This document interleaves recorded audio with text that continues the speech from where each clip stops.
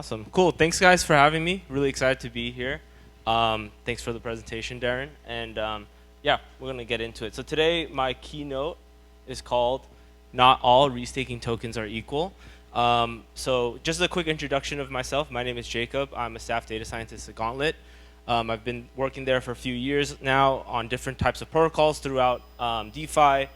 But most recently have been working over last year within the vertical of restaking, which has been really exciting for us and really, really interesting. And so today we're going to talk about how not all restaking tokens are equal. And we're going to talk through an evaluation framework for restake collateral. But if you guys are not familiar with Gauntlet, our mission is to drive adoption and understanding of the financial systems of the future. And the way we do that is we work with DAOs and we work with protocols using data and analytics. And our mantra is to use off-chain intelligence to drive on-chain efficiency. So yeah, let's talk through the progression of restaked assets first. February 2023, the Eigenlayer paper was released. This obviously was very, very exciting for the industry. If you're not, I'm sure a lot of you are very familiar with what restaking already is, but if you're not, basically restaking is the idea of using ETH that's on the consensus layer and extending that crypto economic security to other networks. And Eigenlayer coined the term AVSs, which stands for actively validated services. And so yeah, this was very, very exciting. What does this mean for stakers? This means that you can use your staked ETH and actually extend that security to other networks. And I think for networks, you can use the security of ETH, this large pool of ETH that already exists for security, and you can actually help use that to bootstrap your networks. So this basically solves a chicken and egg problem.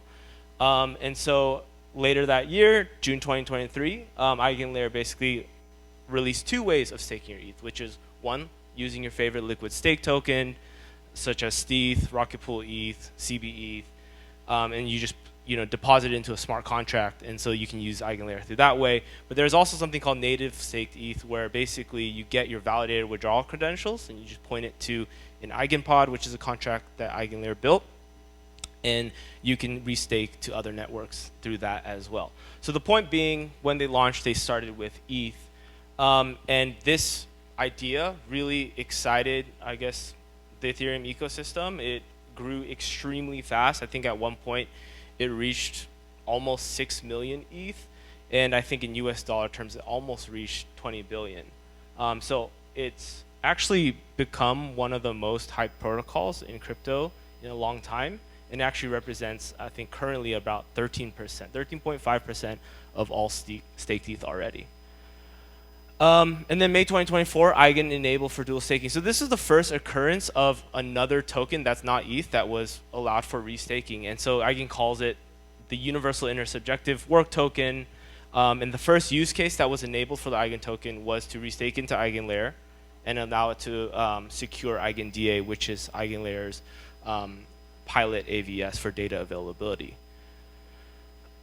Since then, competition has brought in a lot of competitors. Karak is one, and as you can see on the right side, a couple ERC20s that are non-ETH have been allowed, such as EtherFi's governance token, Maker, and a bunch of stablecoins. And then later in June, Symbiotic also released a couple months ago, and their whole mantra is the idea of permissionless, flexible restaking. And with that, they have already also allowed non-ETH tokens to be restaked, such as a partnership with Athena using USDE and also their ENA token. And also, just a few weeks ago, they actually enabled restaking the collateral of Bitcoin, WBTC, and TBTC. Restaking has gone beyond Ethereum. It's reached Solana. And so Jito has announced that they will be launching their own restaking platform. And in their announcement, they mentioned that you can support any SPL token, which is their token standard on Solana. And so this is very good news for your meme coin investors, because now you'll be able to restake your favorite meme coins. And August 14th, just a few weeks ago, Eigenlayer announced that they will be allowing for permissionless ERC20 restaking. What does that mean? Basically, anyone can go and add their own ERC20, and it'll be allowed to be eligible to be restaked collateral. So this wouldn't be a crypto presentation without some of your memes, but the point here is that it started with ETH, but now you can restake anything. And in fact, someone has already tried to restake a Milady on Symbiotic. This is actually real. But here, with new permissions, new tokens entering the system, we have to realize that not all restaking tokens are actually equal. We needed an evaluation framework for restake collateral. So the way we're thinking about restake collateral is in actually 5 different categories. So there's native staked ETH, which is native restaking on EigenLayer. There's LSTs. There's Bitcoin. I think we wanted to have our own category for Bitcoin because it's very unique. Stablecoins and native protocol tokens. So obviously Eigen counts as a native protocol token as one of the first restake collateral assets, but there are many AVS tokens that are looking to have their own tokens to be restaked. And so I want to kind of talk through the different types of attributes for what we view as a secure restaked collateral. And can't cover everything within 15 minutes, but I want to focus on 2 today. One being collateral price stability and 2, steady state balance. So collateral price stability, what that means is the restake collateral should exhibit reduced price volatility, ensuring that its market can handle market downturns. And so obviously if a token is extremely volatile, it puts the security of the network at risk. And so you can use very, classic metrics in volatility such as the Garmin class or various liquidity metrics to measure price stability. Steady state balance is similar to price stability, but are people staking and unstaking rapidly? Is the stake coming in and out? And it's more about the balance of the actual native tokens. And so you can use day-to-day volatility metrics of the steady state balance. But also a good metric to look at is average staking duration. So price stability. Let's break that down a little bit. So does the restake collateral have deep market liquidity? This one's a very obvious one. You want to ensure that the restake collateral can absorb large buy or sell orders without leading to large price impact. And also with deep market liquidity, it reduces the risk of price manipulation attacks. So the most famous price oracle attack was the Mango markets. We call it the Mango squeeze, where a lending protocol actually listed their own token to be collateral. And because the liquidity was so small, someone manipulated the price oracle and actually stole all the funds and borrowed against it. And so this same thing can actually happen with restaking, where if you use some token with very, very low liquidity, you can manipulate the price oracle to put the security of the restake network at risk.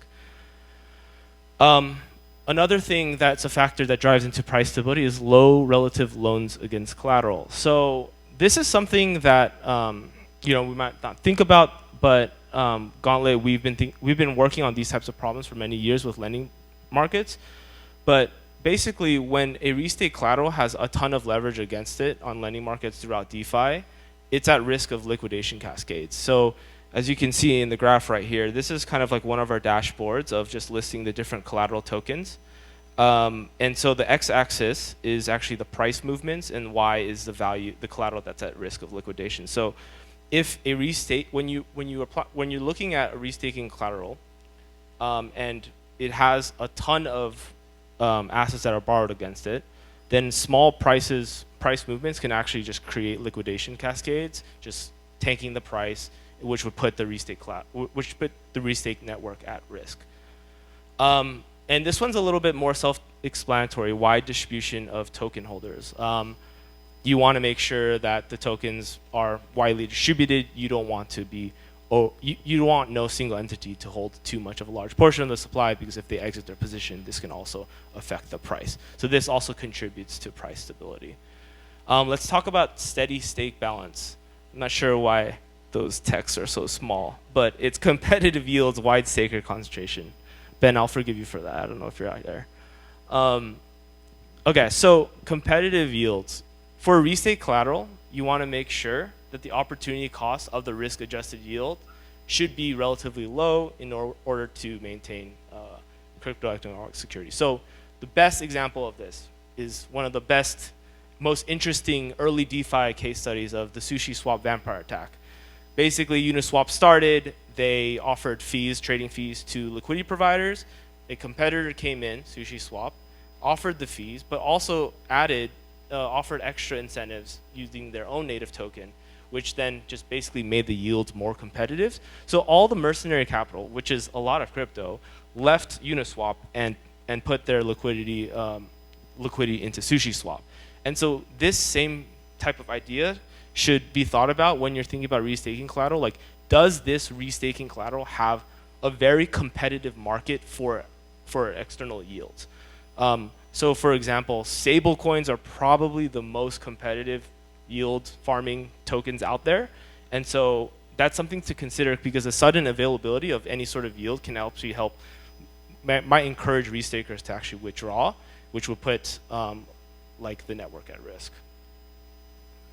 And then also, this is very similar to what we shared about the wide token holder concentration. This is wide staker concentration, which means amongst the restakers, you want to make sure that you have not one single entity. You don't want to be too overly reliant on one massive whale staker to secure your network.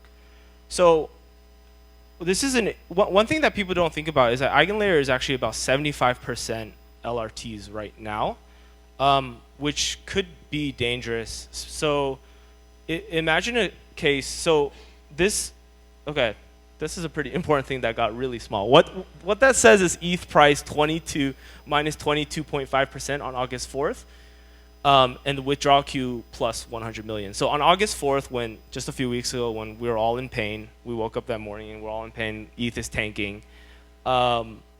This is a withdrawal queue of EtherFi ETH.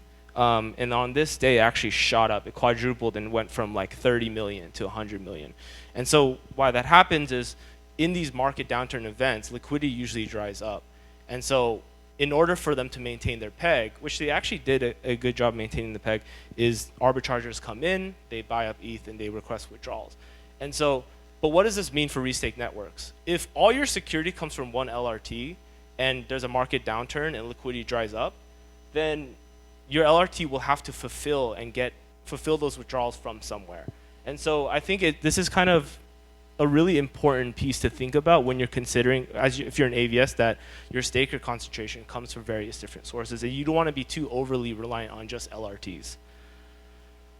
So putting all this together, here's my take at just kind of using a very simple framework of evaluating restate collateral.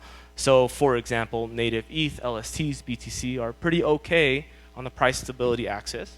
However, stablecoins, the most price stable, yet protocol tokens or AVS tokens will likely have very low liquidity environments, which will probably make it the most price volatility, whereas stablecoins might have the worst steady state balance, maybe because the yields are so competitive on the market. But one thing to note about native ETH and protocol tokens and why they might have more steady state balance is that, for example, beacon chain yields have always been the most competitive yields on the market. And so in that sense, that a lot of the stakers just leave their stake in there for a very, very long time. And also protocol tokens, especially if they're like AVS tokens, they get to control the emissions of the rewards.